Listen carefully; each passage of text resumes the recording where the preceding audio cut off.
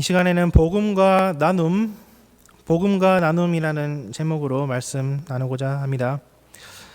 사도 바울은 이제까지 로마서의 전반부에서는 죄인을 의롭게 하시는 복음이 무엇인지, 그리고 12장에서부터 시작되는 로마서의 후반부에서는 복음에 따라 살아가는 생활의 모습이 어떠해야 하는지에 대해서 다루었습니다. 오늘 본문인 로마서 15장 후반부부터 16장에서는 사도 바울이 편지를 쓰게 된 배경, 그리고 안부 인사 등 개인적인 주제들이 나오게 됩니다. 14절에서 바울은 이미 로마 교인들이 선함이 가득하고 지식이 찼을 뿐 아니라 서로 권면하여서 복음적으로 서로 죄를 교정해 주기까지 하는 수준 높은 신앙을 가지고 있다는 것을 잘 알고 있다라고 얘기를 합니다. 그러면 도대체 로마서는 왜 썼느냐라고 하는 의문이 생길 수 있는데, 거기에 대해서 15절에서는 내가 너희로 다시 생각나게 하려고 하나님께서 내게 주신 은혜로 말미암아 더욱 담대히 대략 너희에게 썼다라고 기록되어 있습니다. 말하자면 하나님이 바울에게 주신 은혜 때문에 다시 생각나게 하려고 편지를 썼다는 말인데, 그럼 하나님이 바울에게 주신 은혜가 뭔지 이어서 설명합니다. 16절에서는 사도 바울이 복음의 제사장 직분을 받아서 이방인을 하나님께 제물로 드려 하나님이 받으실 만하게 하는 것이 자기가 하나님께 받은 은혜라고 합니다. 이방인을 하나님께 제물로 올려드리는 이 일이 너무나도 중요하기 때문에 로마 교인들을 사도 바울도 직접 보고 싶지만 지금은 편지로밖에 은혜를 나눌 수 없다. 무슨 말이냐 하면은 바울은 이방인의 사도로 부름을 받았기 때문에 가능한 한 많은 사람들에게 복음을 전도하는 것이 그에게 중요했습니다. 그래서 남이 털을 닦아 놓은 곳, 그래서 예수님이 누군지라도 대충 이름을 아는 곳에서는 복음을 다시 전하지 아니하고 예수님의 이름조차도 모르는 곳을 향하여 나아가는 것을 목표로 뒀다. 그렇기 때문에 로마 교회는 이미 복음을 알고 있기 때문에 거기에 가면은 자기의 그 비전과 맞지 않는다라고 얘기하고 있습니다. 이방인을 제물로 바친다라고 하는 것은 어떤 의미인가요? 이방인을 제물로 바치다. 약간 어감이 특이할 수 있습니다. 특히 한국의 그 보수적인 교단에서는 조금 이거를 어떻게 해석해야 되나 고민할 수도 있습니다. 보수적인 교단에서는 성가대라는 말도 못 쓰게 하죠. 왜 그런가요? 인간이 부르는 노래가 어찌 거룩할 수 있냐라고 해서 성가대 말고 찬양대라고 하라고 하고, 또 중보기도라는 말도 쓰지 말라고 하죠. 그 이유가 뭐냐 하면은 우리의 하나님과 인간 사이의 유일한 중보는 예수 그리스도이시기 때문에 사람이 중보를 할 수 없다. 좋은 의도에서 나오는 그런 말인데, 어쨌든 그 의미를 잘 파악하면 될 것입니다. 왜 그렇게 반대가 되는지. 그런데 오늘 본문에서는 이제 사도 바울이 제사장일 뿐만 아니라 이방인을 제물로 바치고자 한다 얘기하죠. 성경에서는 특히 히브리서에서는 예수님만이 우리의 참된 제사장이시며 예수님만이 참된 제물이라고 말씀하기도 합니다. 그러나 베드로 전서에서는 너희는 왕 같은 제사장이다 라고 말씀하잖아요. 그러니까 우리도 왕 같은 제사장이고 또 예수님은 너희를 신이다 라고까지 말씀을 하셨으니까, 또 로마서 12장 1절에서는 우리 몸을 하나님이 기뻐하시는 거룩한 산 제물로 드려라. 그러니까 어떻게 보면은 모든 믿는 사람들은 제물인 동시에 제사장이기도 한 것입니다. 어떻게 이게 가능한 걸까요? 예수님만이 참된 제사장이고 제물이신데 어떻게 예수님을 믿는 사람들도 제물이 될 수 있고 제사장이 될 수 있나요? 신학적으로 이것은 그리스도와의 연합 때문이다라고 설명해 볼 수 있을 것입니다. 예수님을 믿는 사람은 예수님과 하나가 됩니다. 그리스도는 우리의 머리가 되시며 우리는 그분의 지체가 됩니다. 믿음을 통해서 그리스도와 영적으로 우리가 연합하기 때문에 우리의 죄가 그분의 죽음에 전가되고 그분의 의로움이 우리 썩어질 몸에 옮겨지게 됩니다. 나아가서 그리스도와 하나됨 때문에 우리는 그리스도의 부활 생명에 동참하게 됩니다. 예수님은 유월절 어린 양 제물로서 죽으셨을 뿐 아니라 부활하셔서 산 제물이 되셨습니다. 예수님과 하나 된 우리 역시 제물인 동시에 산 제물이 됩니다. 제물이라고 하는 것은 구약 제사법에 따르면은 죽이고 내장을 떼내고 각을 뜬 것이 제물입니다. 예수님은 우리를 위해 죽기까지 순종하시고 자기의 혈기를 드러내지 않으셨습니다. 그러나 그러셨기 때문에 부활 생명을 얻으셨고 그로 인해 산 제물이 되셨습니다. 우리 자신을 하나님이 기뻐하시는 거룩한 산 제물로 드리라는 말은 이전에는 세상을 따라가던 우리의 그 옛 자의 욕심을 모두 십자가에 못 박아야 한다는 것, 그리고 나아가서 오로지 하나님의 말씀에만 순종하여 하나님을 기쁘시게 하는 일에만 몰두하여 새로운 삶의 방향성을 찾아야 된다라는 이야기입니다. 사람이 자기의 유익을 구하는 것이 당연합니다. 그렇죠? 그 자기 유익을 구하지 않으면 그거는 사람이 아니죠. 그건 생명이 있는 존재라고 하기는 힘들죠. 그러나 예수 믿는 사람은 이미 예수 안에서 영원한 생명을 얻었기 때문에 굳이 우리가 우리의 유익을 구할 필요가 없으며 우리는 다만 하나님을 기쁘시게 하는 일이 무엇인지 고민하면서 살면 된다라고 하는 이야기입니다. 그런데 이것은 산 제물로서의 삶을 설명하지만 제사장으로서의 삶은 아직까지 설명하지 않습니다.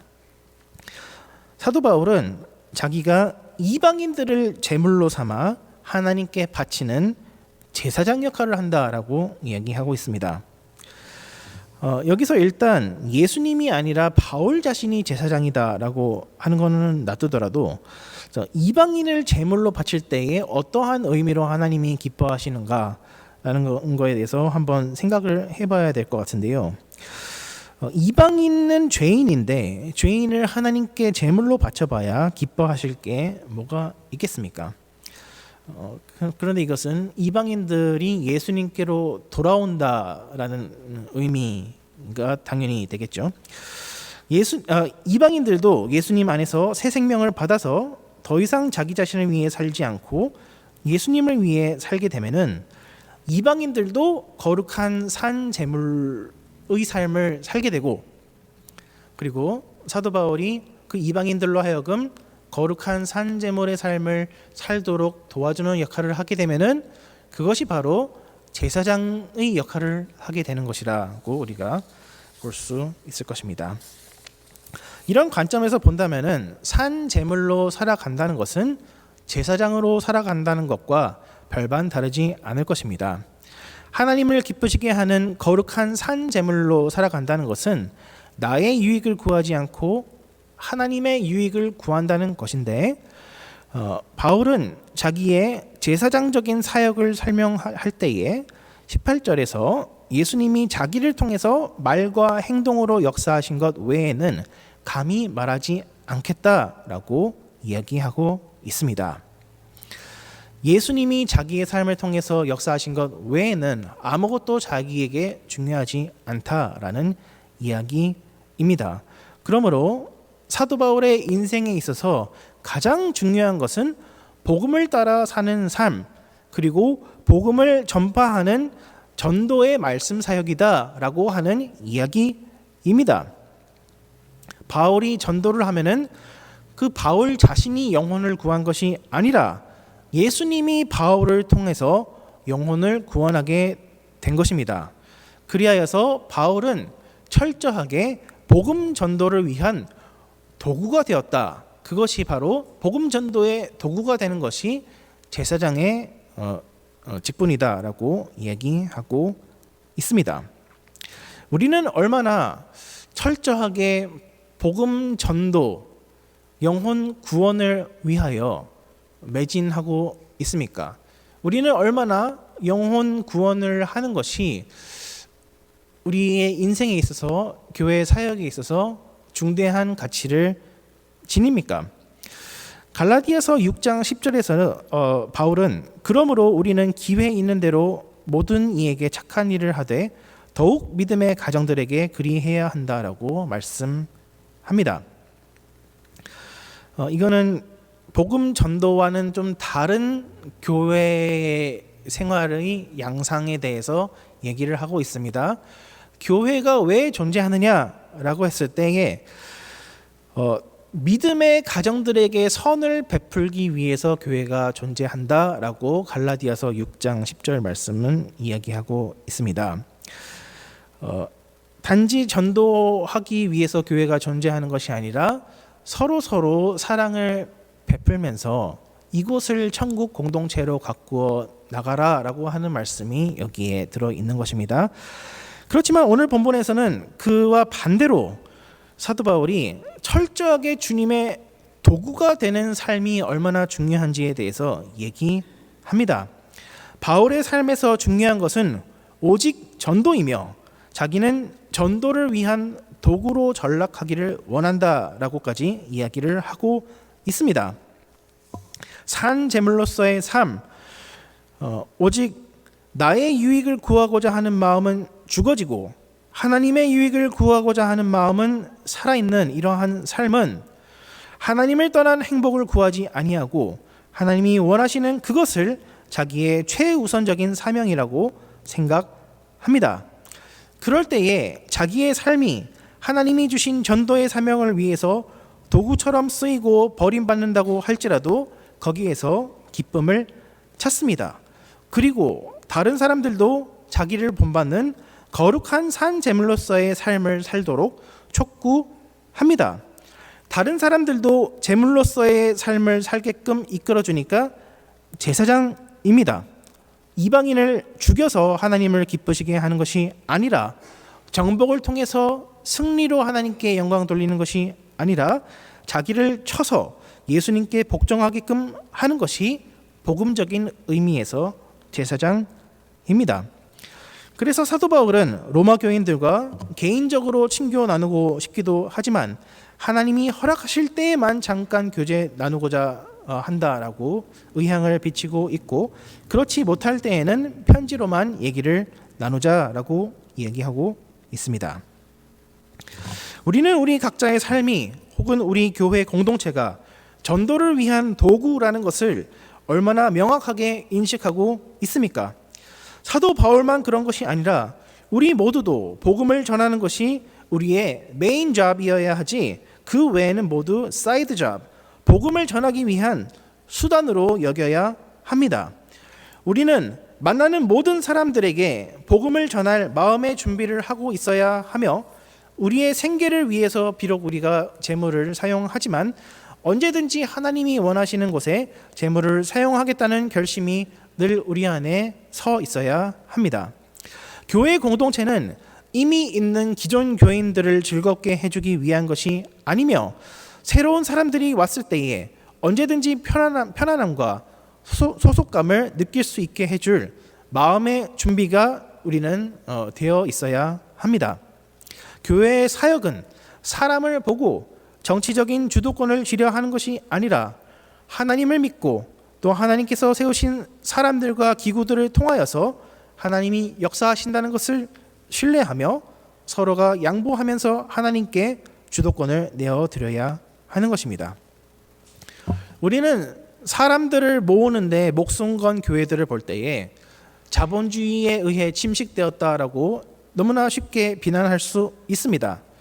주차장, 에어컨, 화려한 주일학교와 찬양 그리고 예배 이런 것들만 있으면은 교회가 제대로 굴러간다라고 하는 사람들의 마인드를 천박하다라고 말하기는 쉽습니다.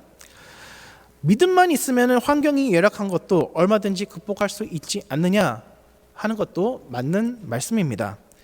하지만 우리가 교회 건물을 좀 살만한 곳으로 가꾸어 나가려는 노력과 희생을 우리가 걸맞게 하고 있는지요?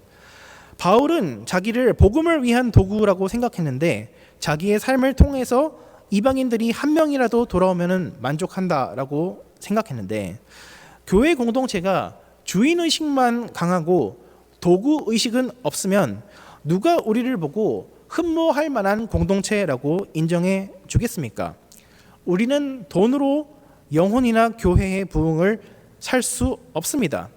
하지만 우리가 다른 사람들을 위해 섬기고 희생하려고 할 때에, 그리하여서 철저히 우리가 도구가 되려고 할 때에 사람들은 거기서 하나님을 보게 됩니다. 다른 말로 하자면은 참된 기독교인은 나누는 삶을 살게 된다라고 하는 이야기입니다. 여러분은 신앙생활을 하면서 언제 제일 큰 기쁨을 누리셨습니까? 어떤 성도분은 예배 끝나고 사람들에게 밥 퍼드리는 일을 할 때에 그렇게 기쁠 수 없었다라고 말씀하셨습니다. 또 다른 성도분은 단기 선교 갔을 때에 선교팀과 그 지역 사람들을 섬길 때에 그렇게 기쁠 수 없었다라고 말씀합니다. 저 자신을 돌아보면은 교회 수련회에 갔을 때에 예수님을 아직 인격적으로 경험하지 못한 친구들이 하나님을 믿게 해달라고 기도할 때에 그렇게 마음이 뜨거워지고 기쁠 수가 없었습니다. 그런데 교회에서 밥을 하든 단기 선교를 가든 수련회 준비를 하든 언제든지 불평 불만을 가지고서 할 수 있습니다. 언제든지 싸움이 터질 수 있습니다. 여러분이 봉사와 예배 활동 가운데서 기쁨을 느끼신 것은 하나님이 여러분에게 주신 은혜가 너무나도 커서 섬기지 않고서는 배길 수 없었고, 그러한 방식으로 은혜의 도구가 되어서 살아간다는 것이 너무나도 기뻤기 때문입니다. 그리고 그 은혜가 충만할 때에 그 어떤 누구도 자기가 자기의 것을 가지고서 남에게 베푼다라고 생각하지 않고 그저 하나님이 나에게 행하도록 주신 능력, 베풀도록 주신 물질과 시간과 건강, 지혜 주신 것에 감사해서 아깝다라는 생각이 하나도 없이 기쁨으로 나누게 됩니다. 사도 바울은 마게도냐와 아가야 성도들, 그러니까 북그리스와 남그리스의 성도들이 가난 때문에 공경에 처한 예루살렘 성도들을 위해 기쁨으로 연보했다라고 말씀합니다. 어떤 성경 주석을 읽으니까요, 돈을 기쁨으로 내는 사람이 어디 있느냐, 사도 바울이 분명 돈 내라고 독촉해서 억지로 냈을 거다라고 성경 주석에 그렇게 누가 써놨더라고요. 근데 이런 주석을 쓰신 분들은 세상적으로는 똑똑할지는 몰라도 하나님 나라와 영적인 일에 대해서는 잘 모르시는 분 같습니다. 우리는 성경 말씀을 있는 그대로 믿고 받아들여야지 우리의 영적인 수준이 낮다고 해서 성경 말씀도 우리 수준으로 생각하고 읽어서는 안 됩니다. 바울은 26절과 27절에 두 번이나 저들이 기뻐서 구제 헌금을 냈다라고 합니다. 그러면은 아멘하고 받아들이면 됩니다. 그런데 저들이 기쁨으로 구제 헌금을 낼 수 있었던 이유는 예루살렘의 유대인들에게 저들이 영적으로 빚진 자였기 때문입니다. 어쨌든 유대인들이 먼저 헬라인들에게 복음을 전해줬기 때문에 저들이 영적으로 혜택을 받았습니다. 그렇다면은 이방인들은 육적인 물질로서 유대인들에게 기쁨으로 섬기고 봉사하고 나누는 것이 당연하다라고 하는 얘기입니다. 26절에서 연보라고 번역된 단어 코이노니아는 많이 들으셔서 아시겠지만 교제 혹은 나눔이라는 뜻입니다. 목회자들에게 지급되는 생활비는 우리가 월급이라고 부르지 않고 사례비라고 부릅니다. 그리고 그 이유는 상당히 성경적이고 복음적입니다. 월급이라고 생각하면은 교회가 목회자의 고용주가 됩니다. 그 경우 목회자는 돈을 주는 만큼의 서비스를 제공한다라고 생각하게 됩니다. 그러면 사례를 많이 못 받는 목회자는 그 가치가 떨어지므로 당연히 위축이 되고, 사례를 많이 받는 목회자는 가치가 높다고 착각해서 기고만장하게 됩니다. 이러한 사상의 밑바탕에는 행위 구원론이 있습니다. 반면에 우리가 월급이 아니라 사렙이라는 단어를 쓸 때에는 감사로 보답한다라는 의미가 들어 있습니다. 이 경우에 목회자와 교회는 서로가 가진 것을 동등한 입장에서 나누는 것입니다. 목회자는 자기가 가진 영적인 것으로 교회에게 나눠주고, 교회는 물질적인 것을 목회자와 함께 공유합니다. 교회는 목회자에게 돈을 준다고 해서 갑질하지 않으며, 목회자도 교인들이 성경을 잘 모른다고 해서 깔보지 않습니다. 각자 갖고 있는 것이 다른데 단지 서로 나눠주는 것일 뿐입니다. 그리고 모두가 복음에 빚진 자입니다. 그렇게 할 때에 서로에게 유익이 되고 기쁨이 됩니다. 각자의 부르심과 은사를 통해서 주의 몸된 교회를 섬길 수 있는 것이 우리의 특권이 되기 때문입니다. 물질과 은사의 나눔은 기쁨으로 하라라고 되어 있지만, 기도의 나눔은 명령을 따라서 하라라고 말씀합니다. 30절입니다. 형제들아, 내가 우리 주 예수 그리스도와 성령의 사랑으로 말미암아 너희를 권하노니 너희 기도에 나와 힘을 같이 하여 나를 위하여 하나님께 빌어달라라고 되어 있습니다. 사도 바울은 자주 자기를 위해 기도하라는 얘기를 합니다. 그러나 예수 그리스도로 말미암아 나를 위하여 기도하라라고 하는 곳은 많지 않습니다. 그리고 30절에 나와 힘을 같이 하여라고 되어 있는 이 말은 함께 수고하여라는 뜻입니다. 우리는 기도를 통해서 함께 수고하는 자가 됩니다. 선교사님들에게 가장 필요한 것이 무엇이냐라고 여쭤보면은 무슨 물질, 무슨 사람 보내주시는 거, 자기 사역에 열매 맺는 거, 이런 거 말씀하실 것 같지만 가장 많이 필요한 것은 기도라고 말씀하십니다. 물질만 보내는 것은 어떻게 보면은 제일 쉬운 일일 수 있습니다. 그러나 기도가 없으면은 물질을 보내는 것도 그만두게 됩니다. 선교지에서 구체적으로 무슨 일이 일어나는지 우리는 모릅니다. 하지만 기도를 할 때에 우리는 선교 사역에 동참하는 자가 됩니다. 그리고 마음으로 함께 할 때에 비로소 물질로만 함께 할 때보다 선교사님들은 더욱더 큰 힘을 얻습니다. 그러나 우리는 너무나 쉽게 기도에 게을러지기 때문에 사도 바울은 예수 그리스도로 말미암아 우리에게 권면합니다. 예수님이 우리에게 기도하라고 명령하신 것이나 마찬가지입니다. 그러나 단지 명령 때문이 아니라 성령 안의 사랑을 통해서라도 우리는 마땅히 기도해야 할 것입니다. 사도 바울은 예루살렘에 헌금을 잘 전달하고 나면은 스페인으로 가는 길에 로마를 들릴 명분이 생길 것이며, 나아가서 로마 교인들에게 스페인 선교 경비도 좀 보태라고 암시합니다. 그렇지만 일단 중요한 것은 바울이 예루살렘에서 무사히 돌아오는 것인데, 이를 위해서 바울은 기도를 부탁합니다. 안타깝게도 바울은 예루살렘에서 잡히고 스페인 선교사로서가 아니라 감옥에 갇힌 죄인 신세로 로마에 가게 됩니다.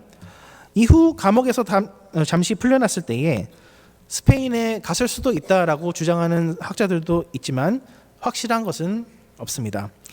다만 우리가 알 수 있는 것은 사도 바울이 복음을 위한 도구로서 철저하게 사용되는 삶을 살았다라고 하는 점입니다. 자기의 영광을 구하지 않기 위해서 일부러 교회가 없는 곳을 찾아다니며 전도했고, 이방인과 유대인의 연합을 도모하기 위해서 일부러 유대인들로 하여금 이방인의 돈을 받게 했습니다. 돈으로 구속하는 것이 아니라 유대인과 이방인이 서로 평등하며 서로를 도와줘야 한다는 것을 보여주기 위해서였습니다. 그리고 그 일로 인해서 바울은 감옥에 갇히고 결국에 사형을 당하게 됩니다. 여러분은 도구로서 사는 삶을 살고 싶어 하십니까?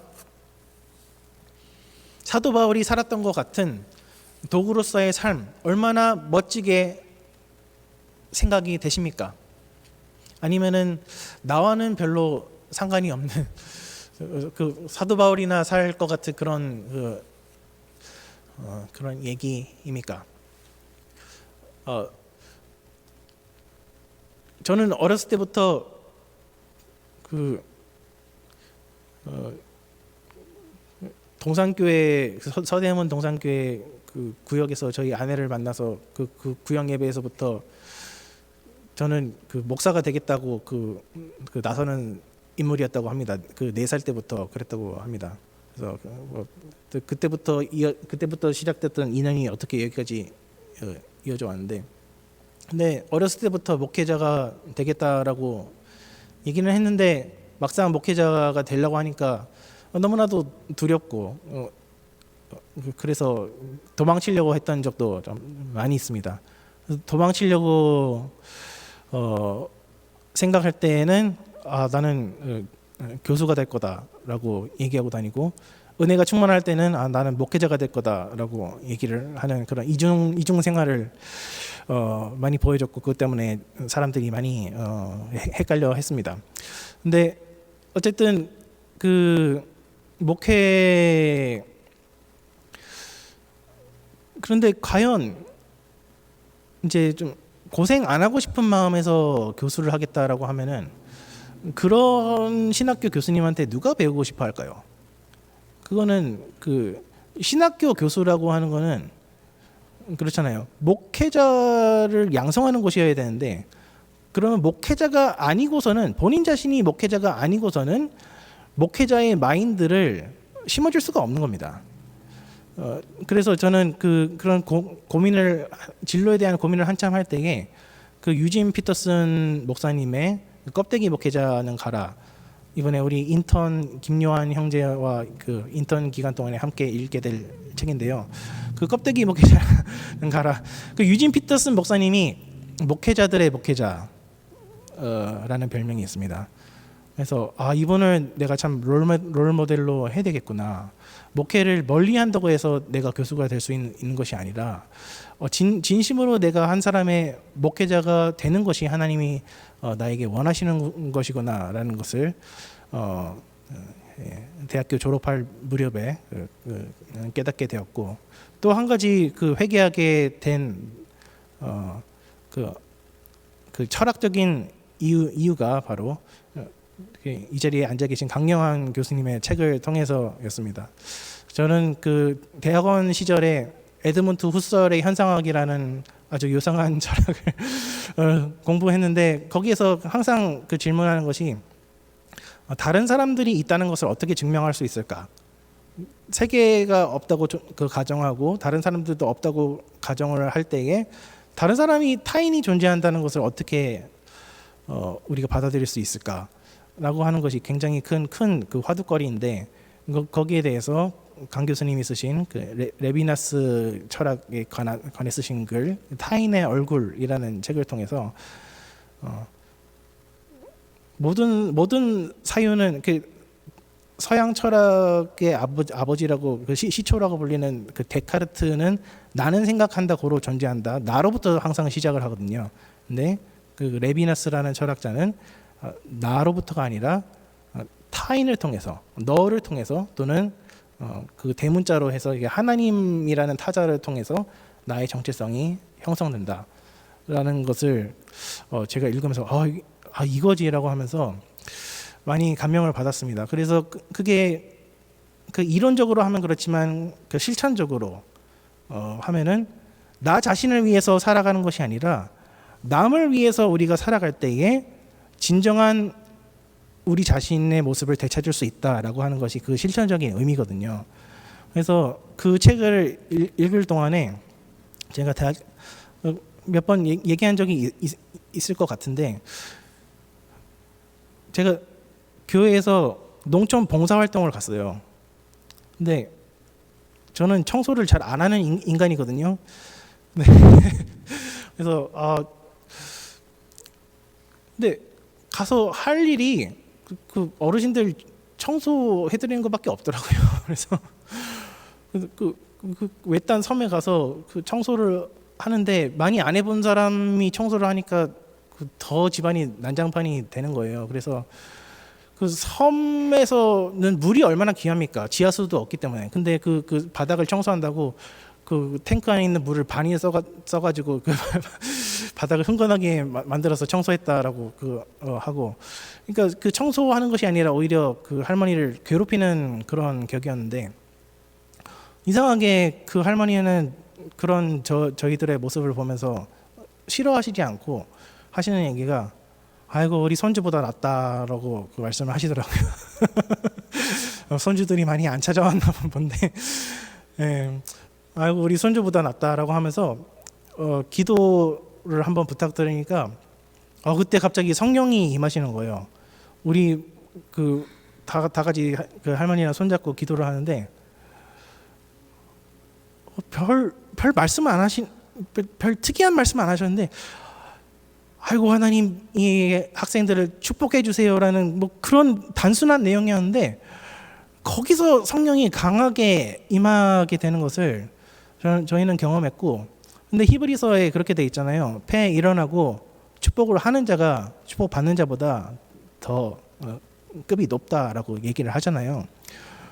저는 진짜 그 섬 봉사 활동 가기 싫었거든요. 근데 그때 공부할 것도 많고 시간 없어 죽겠는데, 선배가 자꾸 저를 끌고 가가지고 할 수 없이 거기 갔는데, 그래서 저는 제가 있는 것으로 그 할머니들에게 봉사를 하고 제가 가진 것으로 이렇게 섬긴다라고 생각을 했었습니다.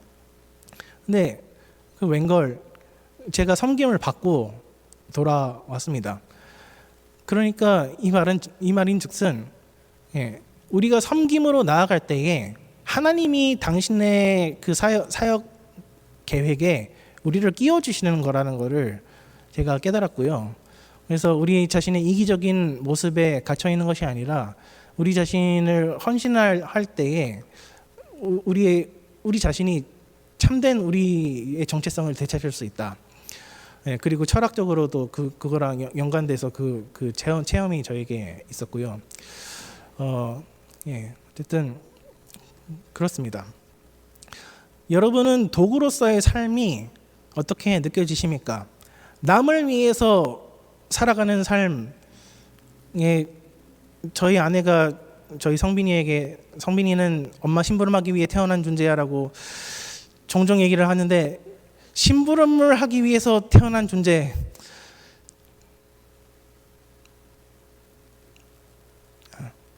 맨 처음에 예수님이셨고 또 그러한 부르심으로 저와 여러분을 부르시고 계십니다. 철저히 도구가 되어서 세상에 의해서 버림받는다고 할지라도 하나님이 다 보고 계시고 하나님이 기뻐 받으십니다.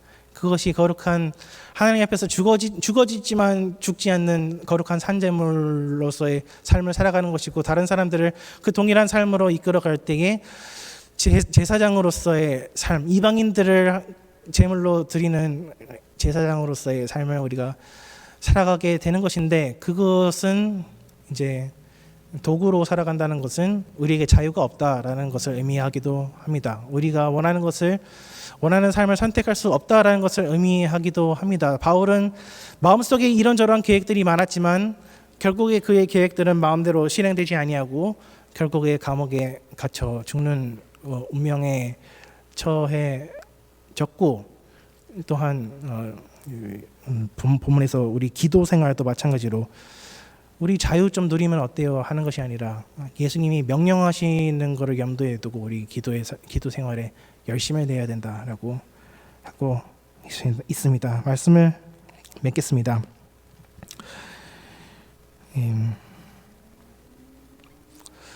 팀 켈러 목사님 제가 참 존경하고 우리 성경 공부도 팀 켈러 목사님 교재로 하고 있는데, 팀 켈러 목사님만큼 복음의 의미를 현대인의 생활 가운데에 이렇게 다양한 적용점을 찾아주신 분은 또 없을 것입니다. 어떻게 복음 하나로 이렇게 풍성한 주제로 얘기를 하실 수 있는지 참 배울 것이 많이 있습니다. 그런데 췌장암으로 오랫동안 고생을 하셨다고 하고, 근데 마지막 그 임종 직전에 말씀하셨다고 합니다. 내가 떠나는 것이 나에게 그 어떠한 해로움도 되지 않는다라고 고백하시면서 떠났다고 합니다. 우리가 섬김의 길, 고난의 길을 간다고 해서 그것이 물론 힘들지요. 물론 두렵지요. 그러나 그것은 전혀 우리에게 해가 아니라 오직 하나님께 그리고 우리에게 영광과 기쁨이 될 줄로 믿으시기 바랍니다. 기도하겠습니다.